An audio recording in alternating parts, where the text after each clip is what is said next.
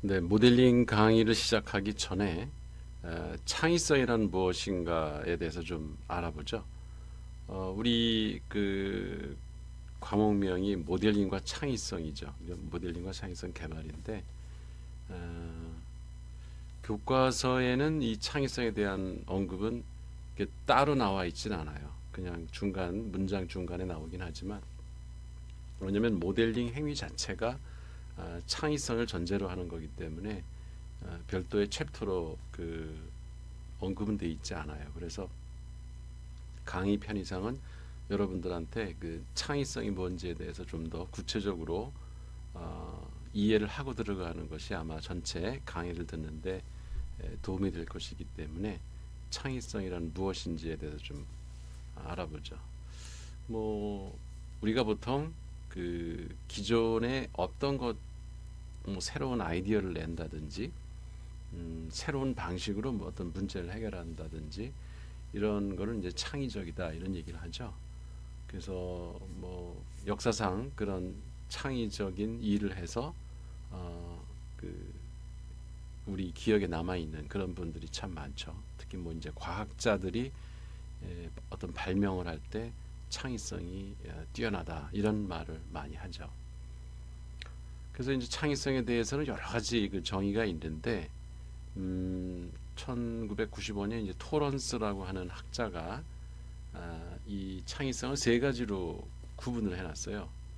그래서 첫 번째 이제 연구형 정의, 그러니까 연구에서 창의적이다, 그러니까 창의성이 있다 이런 말을 쓴다는 거죠. 그리고 이제 예술가, 그림이나 음악 이런 예술 분야에서도 창의성을 얘기하죠. 그리고 이제 그 경영이나 뭐 행정이나 이런 일상 생활에서 우리가 전혀 예측하지 못했던 방식으로 새로운 문제가 부닥치면 그 문제를 이제 슬기롭게 해결해 나갈 때 저 사람 참 창의적으로 문제를 해결한다 이런 얘기를 하죠. 그래서 이렇게 세 가지 분야에서 주로 창의성이라는 그 개념이 쓰이고 있다. 그래서 연구용 창의성이라는 건 뭐냐면 그 어떤 어려운 문제나 빈틈을 인식하고 그러니까 문제를 인식하는 거죠. 그리고 그러한 빈 곳을 메우는 추측을 하거나 가설을 만들어서 그러한 가설을 검증을 하고 그 결과를 다른 사람에게 말할 수 있는 능력. 이걸 이제 창의력이 있다. 이렇게 얘기하는 거죠. 그러니까 여기 지금 순서가 문제의 어떤 문제점을 발견하고, 그죠? 문제점을 발견하고, 그 문제점을 해결할 수 있는 방안을 찾아서 그게 이제 빈 곳을 메우거나 추측하는 그런 과정이죠. 그 다음에 그거 그렇게 이제 새롭게 그 문제를 해결한 방식이 과연 얼마나 타당하고 그 문제를 해결하는데 도움이 됐는가 이런 거를 검증하고 그 결과를 다른 사람에게 또 이렇게 전달할 수 있으면 이제 그 사람은 연구적 창의성이 뛰어나다 이렇게 얘기할 수 있다는 거죠. 두 번째 이제 예술적 정의는 그림이나 음악을 통해서 사물이나 현상을 비유적으로 설명하거나 표현하는 능력이에요. 그러니까 이제 화가는 그림으로 자기 생각을 표현하죠. 그때 사물을 있는 그대로 옮겨 놓으면 즉 모방을 하면 우리가 창의적이라고 안 하는데 그 사물에서부터 어떤 아이디어를 얻어가지고 그 새로운 시각에서 사물을 보고 재해석을 해가지고 자기 나름대로 표현을 해내면 우리가 창의적인 작품이다 이렇게 얘기를 하죠. 음악도 마찬가지죠. 뭐그 이게 우리 현상 세계에서 보이는 어떤 사물을 관찰을 해가지고 그걸 그대로 소리로 옮겨 놓는다면 우리가 창의적인 작품이다 이렇게 얘기는 안 하죠. 그 본인만의 어떤 지식과 경험을 바탕으로 새롭게 해석하고 새로운 방식으로 표현을 해서 그 이전에는 다른 사람들이 도저히 그렇게 그러니까 생각하지 않았던 방식으로 새롭게 음악을 작곡해낸다든지 연주한다고 하면 창의적인 예술이다 이렇게 우리가 얘기하는 거죠. 그 다음에 이제 세 번째 생존적 정의라고 하는 것은 극한 상황. 그러니까 뭐 이제 전쟁 상황이라든가 뭐 재난이 일어났다. 그러니까 뭐 건물에 불이 났다든가 뭐 홍수가 났다든가 이런 그 위기 상황에서 그 상황에 맞는 생존 방법을 찾아내는 능력. 그러니까 이게 소위 이제 서바이벌 능력이죠. 그래서 새로운 형태의 그것으로 상상해서 재조합하는 능력이다. 이렇게 정의할 수가 있어요. 그러니까 이거는 뭐 군대에서도 창의적인 방법으로 적과 싸워서 이길 수가 있는 것이고요. 기업에서도 새로운 방식으로 경쟁 회사하고 경쟁을 해서 이길 수 있는 방법. 뭐 이런 걸 찾아낼 수 있다고 하는 능력이 있으면 그 사람은 참 문제를 창의적으로 해결한다. 이렇게 얘기할 수 있는 거죠. 그래서 이렇게 창의성이라는 것이 우리 사회에서 다양한 분야에서 다양한 방식으로 창의성이라는 개념이 적용되고 있다라고 하는 것. 그러니까 아마 여러분들이 지금 어떤 전공을 하고 있어도 각 분야가 원하는 것은 여러분 분야에서 창의적인 방식으로 새로운 문제를 해결하고 자기만의 고유한 제품을 만들든지 남들이 생각하지 못했던 새로운 아이디어를 내서 일을 아주 효과적으로 하든지 이런 것들이 다 창의적인 모델링의 영역이다 이러는 거죠. 자, 그러면 우리가 일반적으로 알고 있는 창의성은 그 아이디어가 많이 나오는 사람, 이런 사람이 뭐 창의적이다. 그러니까 뭐 발명품을 많이 만들어낸 사람, 뭐 특허를 많이 낸 사람. 그것도 창의적이라고는 할 수 있지만은 중요한 거는 여러분들이 그런 새로운 생각을 많이 아이디어를 만들어내는 거. 이거는 창의성이 아니다는 거예요. 무슨 얘기냐면 아이디어라고 하는 건 생각이거든요. 우리 머릿속에 맺히는 하나의 심상입니다. 그러니까 여러분이 기발한 생각들이 가끔 떠올라요. 살다 보면 이렇게 하면 참 좋겠다 이런 게 떠오르는데 그건 아이디어를 만들어내는 능력인데요. 그거는 우리가 창의성이라고 하네요. 그거를 어딘가에 표현을 해야 됩니다. 누구한테 말로 설명을 하든지 아니면 글로 쓰든지 뭐 특허를 내든지 아니면 직접 그 시제품을 물건으로 만들든지 이렇게 겉으로 뽑아내야 된다. 우리 뇌에서 아이디어 수준에 머물러 가지고는 안 된다는 거예요. 그건 창의적이라고 할 수가 없어요. 본인은 창의적이다라고 생각할 수 있을지 모르지만 사회에서는 그걸 창의성으로 인정해 주지 않아요. 그러니까 여러분들은 우리 첫 시간에도 얘기했죠. 이번 학기 수업의 목표는 그런 아이디어를 얻는 방법을 공부하는 게 아니다. 물론 그런 우리 뇌 안에서 어떤 인지 과정이 벌어지는가에 대해서 학습은 할 겁니다. 근데 그게 최종 목적은 아니에요. 그런 아이디어 생성 과정을 통해서 궁극적으로는 뭔가를 표현해내야 된다는 거죠. 즉 생산자가 되는 것이 진정한 창의성을 발현하는 사람이다. 그래서 그 점을 여러분이 항상 염두에 두기 바랍니다. 그러니까 창의성이라고 하는 것은 표현하는 능력이에요. 그 표현한다는 말은 모델링한다는 말이에요. 모델링이란 말이 지금 조금씩 나오고 있지만 여러분 이해 못해도 괜찮아요. 시간이 가면 이제 이번 학기가 끝날 때쯤이면은 여러분은 누구보다도 모델링이라는 개념에 대해서 정확히 이해를 할 겁니다. 그래서 이 세상에서 유일한 나의 사고방식이 곧 그게 창의성의 원천이에요. 이 지구상에 70억 인구가 있으면 70억 명의 사람들이 개개인이 생각이 다 달라요. 경험도 다르고 지식도 다르고 태어난 환경도 다르고 이 지적 능력도 다르고 그 다르다고 하는 것이 사실은 우리한테는 큰 지적 자산인 거예요.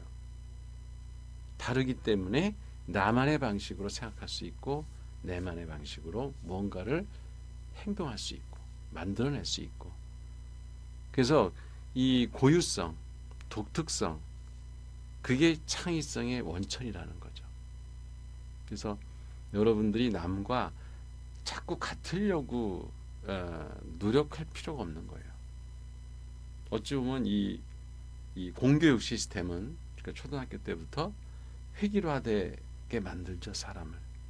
그러니까 비슷한 사람을 만드는 거예요. 그래서 정답이 있고 틀리면 안 돼요. 그죠? 생각이 다르면 틀렸다고 그래요. 그러면 이제 창의성이 점점 말살되는 거죠. 그래서 이 사회를 탓하기 전에 내 스스로가 그런 그 사회적 어떤 획일성에서부터 벗어나려는 노력이 필요하죠. 그러려면 어떻게 하는 것이 창의적인 건지 알아야 될 거고, 그리고 그 창의성을 어떻게 개발할지도 알아야 될 것이고. 그러면 창의적이다. 그럼 창의성을 확보했을 때 그래서 어떻게 할 거냐? 그걸 가지고 사회에 어떻게 적용해서 나의 어떤 삶의 가치를 찾을 것이냐? 이게 사실 우리가 공부하는 가장 중요한 목적 아니겠어요? 그러니까 이런 것들을 우리가 한 학기 동안 고민하겠다는 겁니다. 그러니까 창의성을 많은 사람들이 갖고 있는, 그러니까 창의성을 발현할 수 있는 자기만의 고유한 그 자산을 가지고 있어요. 정신적 자산을 가지고 있는데도 이 창의성을 많은 사람들이 바깥으로 끌어내지를 못해서, 발휘를 못해서 사실 사회적으로 인정을 못 받는 경우가 아주 많죠. 예. 그 창의성을 발휘하지 못하는 세 가지 주요 원인을 학자들은 이렇게 얘기합니다. 나만의 독창적인 경험과 지식이 부족하다. 그러니까 남들이 하는 거를 쭉 쫓아가면, 그러니까 학원에 가서 똑같이 배우고, 학교에 가서 똑같이 배우고, 군대 가서 똑같이 훈련받고, 이렇게 획일화된 교육에만 멈춰 있으면, 그러면 여러분은 여러 사람 중에 하나일 뿐이지 나만의 고유한 그 경험과 지식을 갖지 못하게 되는 거죠. 그러면 이제 창의성을 발휘할 건덕지가 없죠. 그죠? 내가 생각을 해서 내가 갖고 있는 그 아주 그러니까 이미 다른 사람들도 다 알고 있는 경험과 지식을 나도 가지고 있다고 하면 내가 아무리 머리를 쥐어짜서 새로운 아이디어를 내도 그 다른 사람들이 이미 다 알고 있는 거다. 그러니까 창의적이라고 못하는 거죠. 그래서 여러분들이 대학 생활에서 어떻게 하면은 다른 사람이 경험하지 못한 거를 내가 경험해 볼 수 있을까? 이렇게 한번 생각해 보라 이거예요. 그러면 세상이 참 재밌어집니다. 그리고 할 일도 많죠. 해외여행도 해야 되고, 그 다른 사람들은 다 예를 들어서 뭐 일본, 미국 이렇게 선진국을 가는데 나는 오지 탐험을 혼자 저기 뭐 스리랑카로 갔다든지, 저쪽 남미 국가 어디에 가서 뭐 독특한 경험을 하고 왔다든지, 이런 것들이 창의성의 재료가 된다는 겁니다. 그러니까 그렇게 좀 독창적인 경험을 하려는 노력을 의도적으로 할 필요가 있다. 지식도 마찬가지죠. 이미 다 알고 있는 거를 내가 아는 거는 그냥 에버리지밖에 될 수가 없어요. 평균밖에는. 남들이 안 읽은 책도 읽어보고, 남들이 잘 모르는 거를 구글이나 이런 데 검색을 해가지고 새로운 지식을 습득을 하고, 그러면 나는 그만큼 독특해지는 거죠. 그죠? 내가 다른 사람들과 다르게 알고 다르게 경험한 것들이 창의성의 재료가 된다는 겁니다. 두 번째, 창의성을 발휘하지 못하는 원인이 나만의 생각을 정리하지 않는다는 거예요. 그러니까 많은 경험, 독특한 지식을 쌓아도 그거는 다 수동적으로 남의 모델들을 이렇게 소비하는 거거든요. 근데 소비자는 많아요. 지구상에 대부분의 사람들은 남의 모델을 소비합니다. 그러나 자기만의 생각을 정리하는 방식을 개발해서 나만의 지식 그 분류 방법, 나만의 지식 기억 방법, 저장 방법, 이런 거를 터득을 해야 돼요. 그런 거를 이번 학기에 한번 우리 같이 고민해 보자는 겁니다. 그래서 나만의 생각을 정리하지 않기 때문에 창의성이 발휘되지 않는 거예요. 그래서 자기의 독특한 방식으로 이 1번에서 얻은 경험과 지식을, 독특한 경험을, 독특한 지식을 자기만의 방식으로 정리할 줄 알아야 된다. 그 정리하면 만들어지는 거를 뭐라고 그런다 그랬죠? 심상이라고 해요. 심상. 멘탈 이미지. 그러니까 여러분이 이 머릿속에 멘탈 이미지, 독특한 나만의 멘탈 이미지를 만들어내는 훈련을 해야 되는 거예요. 그죠? 그래야 경험과 지식이, 독특한 경험과 지식이 열매를 맺는 겁니다. 그래서 독특한 방식으로 정리돼서 내 머릿속에 멘탈 이미지가 형성이 되면, 근데 그것까지가 이게 모델링이 아니에요. 그거를 밖으로 끌어내야 돼요. 표현을 해야죠. 그래서 생각을 정리하면 심상이 생기는데 그 심상을 표현해야 되는데 표현을 안 하니까 나는 창의성을 발휘 못하는 거예요. 아시겠죠? 써야 돼요. 자꾸. 네. 생각이 있으면 쓰고, 또 좋은 생각이 떠오르면 그걸 이미지로 사진으로 찍든지, 내가 그림을 그릴 수 있으면 그림으로 그리든지, 네. 뭐 물질로 이렇게 조각을 만들어 놓든지, 아니면 여러분이 수학을 잘한다면 수학식으로 그 사회 현상을 표현을 해놓든지, 방정식을 세워서 뭔가로 표현을 해야 돼. 그래야지만 이게 창의성이라는 게 발휘된다는 거예요. 이 세 가지가 되게 중요한 겁니다. 이번 학기 내내 우리가 할 일이 이거인 거예요. 독창적인 경험을 어떻게 할 건가? 어떻게 지식을 쌓을 것인가? 나만의 생각을 어떻게 정리할까? 그리고 나만의 심상을 어떻게 표현할 수 있을까? 이런 거를 공부하는 것이 모델링과 창의성 개발의 핵심 교과 내용입니다. 자, 창의성이 발현되기 위해서는 6가지 조건이 갖춰지면은 창의성이 발현되기가 쉽다고 해요. 이게 이제 로버트 스탠버그라고 하는 학자가 그 창의성 이론에서 그 이야기한 거예요. 6가지. 첫 번째는 지적 능력이 일단 있어야 돼요. 그 지적 능력이라는 건 IQ가 좋다 그게 아니라 여러분이 훈련을 통해서 생각을 정리하는 기술을 쌓는 겁니다. 첫 번째가 이제 합성 기술이에요. 그러니까 과거에 시도해 보지 않은 새로운 방식으로 여러분이 알고 있는 경험과 지식을 조합을 해보는 겁니다. 새 방식으로. 그게 이제 우리 그 첫 번째 강의에서 얘기했던 생각의 탄생이라는 책에 이게 아주 자세하게 그 합성 기술이 나와 있습니다. 그러니까 이런 식으로 어떻게 새로운 아이디어를 조합해내는가, 내가 알고 있는 것들을 가지고 그런 훈련을 해야 돼요. 그게 이제 뭐 요새 융합이다, 뭐 융복합, 뭐 이런 얘기 하잖아요. 그게 다 같은 거예요. 내가 많은 지식을 다양한 분야에 갖고 있어도 이 합성 기술이 없으면은 창의적인 작품이 안 나옵니다. 그래서 합성 기술은 저절로 우리가 타고나는 게 아니라 배워야 돼요. 그 다음에 분석 기술이 필요합니다. 그러니까 분석 기술이라고 하는 건 분석이라는 게 나눈다는 얘기예요. 그죠? 그래서 세상 사물을 통째로 이해하기는 힘들어요. 우리가 한눈에. 그래서 그걸 쪼갭니다. 과학의 역사는 쪼개는 역사죠. 그죠? 쪼개서 지금 힉스 입자까지 쪼개는 단계까지 가 있잖아요. 그죠? 우리가 보통 그 화학 물리 시간 이런 때 배울 때 보면은 뭐 물질의 최소 단위는 분자다. 분자를 또 쪼개면 원자가 나오고, 원자 속에는 핵과 중성자, 양성자가 있고, 그걸 또 쪼개고 지금 계속 과학의 그 발달 수준은 얼마나 이 물질을 잘게 쪼개느냐에 따라서 그 나라의 과학 수준이 결정되는 거예요. 그게 바로 분석 기술이에요. 그러니까 어떤 사물이나 현상을 이해하기 위해서 분리하는 겁니다. 분리해서 그거의 원리를 찾아내고, 어떤 문제가 있으면 그 문제의 원인을 찾아내고, 그래서 그거를 어떻게 해결할 것인가 고민하고, 이런 것이 바로 분석 기술입니다. 이게 여러분들이 갖춰야 될, 대학 생활을 통해서 갖춰야 될 중요한 능력이에요. 세 번째는 적용할 줄 알아야 돼요. 실생활에. 그게 practical skill, 실용 기술입니다. 아무리 머릿속에 지식을 내가 많이 갖고 있어도 실생활에 이걸 적용할 수 없으면, 회사에 가서 실무에 적용할 수 없으면 소용없죠. 그냥 머릿속에 있는 잡다한 생각에 불과한 거죠.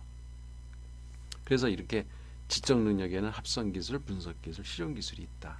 이런 것들을 여러분들이 대학 생활을 통해서 훈련을 받아야 사회 나가면 지적 능력을 인정받는 거죠. 두 번째는 지식이 있어야 돼요. 그죠? 되게 보면 이제 전공 분야의 지식을 얘기하죠. 일단은 우선 자기 분야, 내가 예를 들어서 기계공학을 한다. 그러면은 기계공학에 관련된 이미 알려져 있는 지식들을 내가 흡수를 해야 그것들을 소재로 해서 나만의 독특한 경험과 지식을 가지고 새로운 것을 합성해내는, 그죠?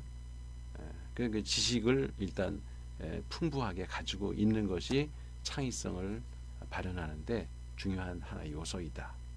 세 번째는 사고 유형. 여기 이제 뭐 네 가지 사고 유형이 나와 있는데 이 중에서도 입법 성향을 가진 사람들이 창의적일 확률이 높다라는 게 이제 스턴버그 교수의 주장입니다. 입법 성향이라는 게 뭐냐면 레지슬러티브. 그러니까 입법이라는 게 새로운 법을 만드는 거예요. 그러니까 이게 수동적으로 그 행동하는 사람들은, 즉 창의적이지 않은 사람들은 남들이 정해놓은 규정, 규칙, 관습 이런 거를 이렇게 따르길 좋아합니다. 그러니까 보통 그 보수적 성향을 갖는다 이런 말을 하죠. 그게 바로 있는 규칙이나 관습이나 문화나 이런 걸 지키는 거예요. 그걸 그대로 따르고 뭐 예의 범절을 철저히 따르고. 근데 이런 사람들은 이제 창의적일 확률이 되게 낮은 거죠. 보수적으로 우리가 생각하고 보수적으로 행동하다 보면 창의성하고는 점점 멀어집니다.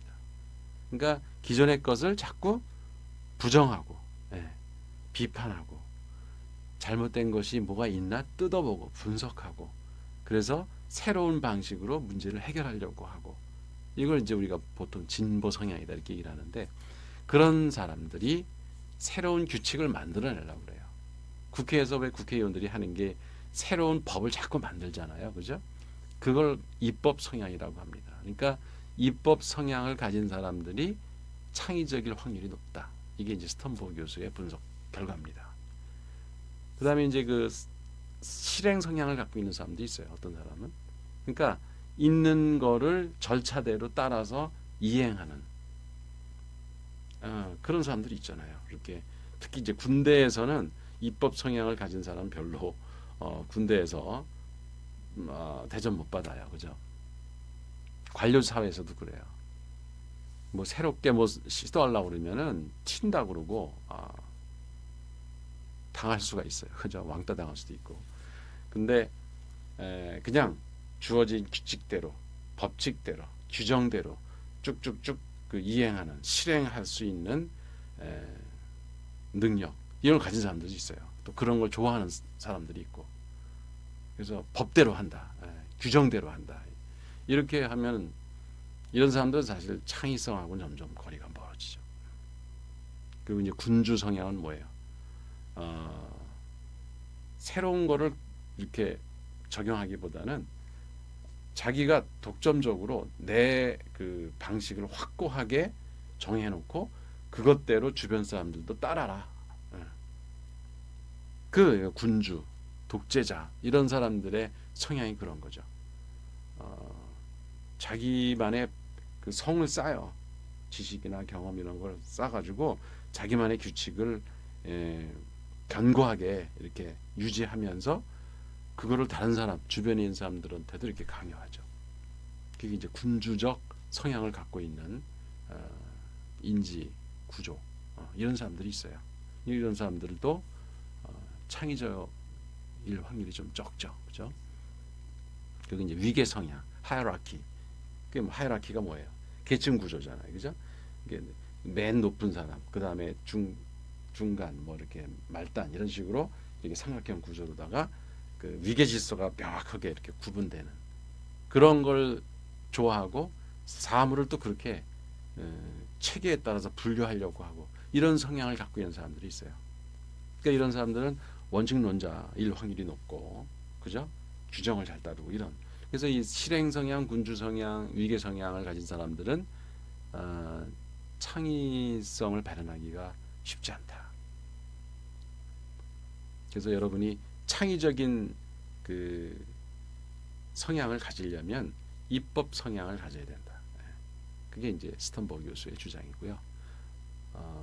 네 번째로 우리가 창의성에 그 기여하는 중요한 요소가 개성. 여러분들이 의지력이 있어야 돼요. 그러니까 내가 아무리 지적 능력이 뛰어나도 그리고 지식을 많이 갖고 있어도 그런 사람들이 있어요. 공부는 많이 해서 지식을 많이 갖고 있고 머리가 아주 좋아요. 기억력도 좋고 많은 걸 알고 있어요. 근데 이걸 자기 방식으로다가 새로운 거를 그 표현해가지고 자기만의 모델을 만들 생각을 안 해요. 그러니까 창의적이지 못한 거죠. 새로운 발명품이 안 나오고 노벨상이 안 나오고 그런 사람한테는 그죠? 그래서 의지력이 일단 뭐를 하겠다라고는 자기 의지가 강해야 돼요. 그래야 이런 지식이나 지적 능력이나 그 입법 성향의 이런 유형, 그 사고 유형 이런 것들이 이제 빛을 발하면서 창의성이 발현되는 거죠. 그리고 인내심이 필요해요. 그러니까 쉽게 무너지면 안 되는 거죠. 뭔가 열정을 가지고 실패하더라도 끊임없이 도전하는 이런 열정과 인내심 그리고 강한 의지력 이런 것들이 강한 사람들 그런 강한 개성을 가지고 있는 사람들이 창의적일 확률이 높은 거죠. 여러분은 어떤지 스스로 한번 생각을 해보세요. 그 다음에 이제 다섯 번째는 내적인 동기부여. 자기 삶의 어떤 가치를 그 실현하려고 하고 의미 있게 살아보려고 하고 참된 삶을 살아보려고 하고 행복하고 싶다라고 하는 거를 생각만 하고 꿈만 꾸는 게 아니라 실제 실천을 하고 이런 내적인 동기부여. 나는 한번 제대로 이 세상을 살아봐야 되겠다. 이런 강한 어떤 동기를 갖고 있는 사람이 창의성을 발현할 확률이 높아지는 거죠. 여섯 번째가 이제 환경. 그러니까 내가 이렇게 아무리 해보려고 해도 주변에서 잘 인정도 안 해주고 나는 그 애써가지고 뭘 하나 만들었는데 그걸 누가 가로채가지고 힘 있는 사람들이 뭐 대기업에서 그냥 그 아이디어를 가지고 자기네들이 또 비슷한 특허를 내가지고 제품을 만들어가지고 그러니까 어렵게 그 발명품을 만들어서 사업을 했는데 다 그냥 재산을 뺏어가고 뭐 이런 그런 악의적인 환경이라고 하면 창의성을 발현하는 사람들이 살아남기가 힘들죠. 그래서 창의성을 지원하고 보상해주는 분위기가 잘 갖춰진 곳에서 창의성이 발현된다. 그래서 이게 6가지 요소가 골고루 갖춰질 때 창의성은 발현되는 것이다. 이런 얘기입니다. 그 다음에 이제 이 창의성하고 관련돼서 그 의식을 그러니까 우리 뇌의 의식을 이해해야 돼요. 그래서 여기 동영상 4개 사이트를 여러분한테 소개를 해줬는데 한번 여러분들이 그 동영상 한번 유튜브에서 한번 보세요. 뇌의 신비라는 것도 있고 특히 이제 안토니오 다마지오 교수가 의식이란 무엇인가에 대해서 강의한 게 있습니다. 이 사이트로 들어가면은 한글 자막도 있는 게 있어요. 이게 영어 강의인데 한글 자막으로 돼 있는 것도 있으니까 요거를 여러분이 꼭 요거 안토니오 다마지오 교수의 의식이라는 무엇인가에 대한 강의는 요건 꼭 한번 여러분이 들어보세요. 그리고 관심 있는 사람들은 이 뇌 구조라든가 그 다음에 어떻게 하면 스마트해지는가라고 하는 동영상도 이렇게 2개 사이트를 소개했으니까 여러분이 한번 이 동영상들을 보세요. 저기 뭐 게시판에 학습 자료란에 그 링크를 올려놓겠습니다. 그래서 여기 동영상에서는 이게 직접 링크가 안 되죠. 그래서 거기다 올려놓을 테니까는 게시판에서 한번 클릭을 해가지고 여러분이 검색을 한번 해서 유튜브 동영상을 한번 보세요. 그래서 우리 뇌가 어떻게 작동하는가를 이해하는 게 이 모델링과 창의성 개발을 수강하는 데 상당히 도움이 됩니다. 이제 창의성을 이 뇌 공부하는 사람들, 뇌과학이라는 그 분야가 요즘에 많이 유행을 하고 있죠. 그래서 그런 뇌과학 책에서 창의성을 보는 관점은 이렇게 이제 우리 왜 그 첫 번째 강의에서 소개했던 미하이 식센트 미하이의 그 창의성의 즐거움이라는 책에 소개되어 있는 내용을 보면은 문화 속에서 어떤 상징 영역을 변화시키는 과정을 창의성이라고 한다. 이렇게 얘기했고요. 또 그 이나스라고 하는 뇌과학자가 있어요. 이 사람은 기억을 새롭게 조합하는 것이다. 우리가 앞에 얘기했던 거라 다 같은 맥락이죠. 그러니까 내가 갖고 있는 독특한 경험과 지식을 새롭게 조합해서 만들어내는 거. 그러니까 아무것도 없는 상태에서 뭐 창의성이 나오는 건 아니다라는 얘기예요. 뭔가 내 머릿속에 그 심상을 형성할 수 있는 여러 가지 재료들이 상당히 축적이 됐을 때 그런 것들이 재조합돼서 창의성이 나온다라고 하는 게 이제 이나스의 주장이고요. 이거와 비슷하게 모이 게니치로 일본의 그 뇌과학자인데 이분이 얘기하는 거는 창의성이라는 건 불확실한 입력에 대응하기 위해서 새롭게 기억을 조합하는 능력이다. 그 아까 얘기했던 그 생존적 그 창의성, 그죠? 이거하고 비슷하죠. 그러니까 불확실한 상황이 닥쳤을 때 그 문제를 해결하고 슬기롭게 그 위기를 헤쳐나갈 수 있는 방법을 찾아내는 것. 이것이 우리 뇌 안에서 있던 그 여러 가지 신경 작용들이 그런 활동들을 해서 결과물을 낸다는 거죠. 그러니까 그 즉시 뭐 도망을 가든지 아니면은 적과 맞서 싸우든지 아니면은 뭐 위기에서 탈출해 가지고 자기 생명을 구하든지 이런 새로운 방식, 접근 방법 이런 것들을 생각해내는 것이 창의성이다. 이렇게 이제 머기 게니치로 교수는 얘기하는 겁니다. 그래서 이 뇌 보상 회로와 모델링 이 부분도 뒤에 우리가 그 주체론 공부할 때 좀 더 깊이 들어갈 겁니다. 그래서 우리 뇌에는 이 변연계라는 게 있어요.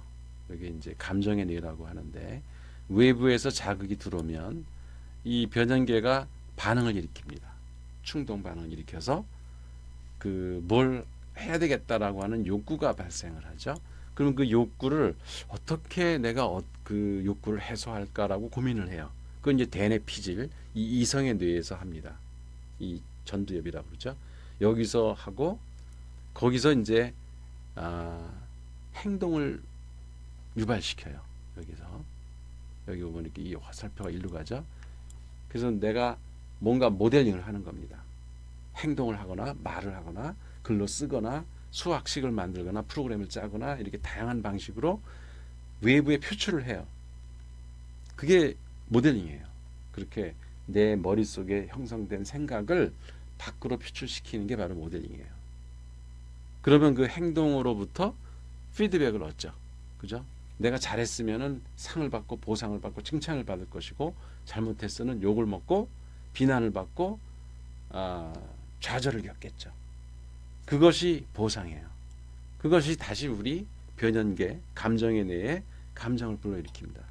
칭찬을 받으면 기쁘죠. 그죠? 그렇지만 욕을 먹으면 기분 나빠요. 그리고 위협을 당하면은 겁이 나고 이런 감정이 다시 이 변연계에서 작동을 하면서 이게 이제 순환 과정을 거치는 거죠. 그 다음에 똑같은 상황을 만나면 과거에 안 좋은 기억이 있잖아. 욕을 먹고 막 좌절을 겪고 했던 거는 다시 반복하고 싶지 않으니까 이번에는 다른 방식으로 접근하는 거죠. 그렇지만 옛날에 칭찬을 받고 결과가 좋았으면 기분 좋았으면 그 방식을 다시 쓰는 거죠. 그죠? 네. 이런 식으로 우리 뇌는 외부 자극에 그 이 감정의 뇌에 변연계가 반응을 해서 거기에 대한 해결 방식으로 이 대뇌 큰 뇌가 우리의 행동 양식을 결정하고 우리가 어떤 행동을 할 건지를 밖으로 표출하는 그게 바로 이제 모델링이다 이렇게 그 부를 수가 있고요. 그 행동하는 과정을 이것이 반복되는 거다. 그래서 이게 하나의 보상, 그 다음에 벌칙 이런 것들이 계속 그 누적이 되면서 우리의 경험과 지식이 쌓이는 거죠. 그래서 우리 뇌가 새로운 방식으로 이렇게 외부 자극에 반응하는 그게 창의성이에요. 그래서 창의성을 키우려면 일단 이 안에 뇌 안에 많은 소재를 가지고 있어야 돼요. 즉 왜 우리 뇌 안에 백제예요 처음에는, 그죠? 태어났을 때는. 근데 이제 어려서부터 자라면서 다양한 얘기도 듣고 보고 듣고, 그죠? 귀로. 그 다음에 맛보고 먹으면서 또 손으로 만져도 보고 디기도 하고, 이렇게 다양한 신체 감각을 통해서 우리 뇌 안에 많은 입력이 들어옵니다. 근데 이게 이제 커지면 그 오감을 잘 안 써요. 그리고 이렇게 눈팅만 하거나 귀팅만 하거나 이래가지고는 이 5가지 감각은 다 살아있는데 그냥 놀리고 있는 거죠. 그래서 오감을 다 곤두 세워야 이게 많은 자료가 들어온다는 거예요. 그러니까 귀를 쫑긋해서 듣고 눈을 부릅뜨고 세상을 바라보고 또 만질 수 있으면 그 손으로 몸으로 가서 직접 느껴보고 냄새도 맡아보고, 그 커피를 마실 때 그냥 이렇게 벌컥벌컥 마시지 말고 그건 그 미각만 자극하잖아요. 근데 은근히 이렇게 그 후각 냄새도 이렇게 즐기면서, 그러면 2가지 감각이 또 게다가 거기다 이렇게 하트 모양으로 이쁘게 크림을 놓으면은 시각적으로도 이게 자극이 되잖아요. 그죠? 커피에서 소리는 안 나죠. 그죠? 그래서 시각, 미각, 후각, 그리고 이제 따뜻한 그 잔을 만져보는 이 촉각. 4가지 감각을 깨울 수가 있단 말이에요. 커피 한 잔 마실 때도. 이런 식으로 의도적으로 여러분이 감각 기관을 다 열어놓고 이 세상을 받아들여라. 그래서 오감을 활용해서 다양한 창의성 소재를 쌓아나가는 게 되게 중요하다. 2번째, 생각을 정리할 줄 알아야 된다 그랬죠. 그 생각을 정리하는 사색의 시간이 필요해요. 그래서 하루에 뭐 30분, 1시간씩 이렇게 명상하면은 누가 좀 이상하다고 생각할지도 모르니까 깨서 한 10분, 자기 전에 한 10분 정도. 이 정도는 우리가 일상에서 생활할 수 있어요. 습관화. 그래서 내 생각을 한번 정리하는 거예요. 아침에 일어나서는 오늘 하루를 내가 어떻게 살까? 이걸 한번 10분이면 이게 시뮬레이션 돼요. 그래서 하루를 쫙 그림을 그려보는 겁니다.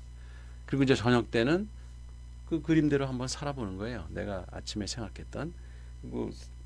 그러면 이제 거기서 계획대로 된 것도 있고 안 된 것도 있고 전혀 뜻밖의 일을 또 만나서 그 사고를 당할 수도 있고 뭐 다양한 우리가 경험을 하루 동안에 하죠. 그 다음에 이제 잠들기 전에 한 10분 정도 명상을 하는 겁니다.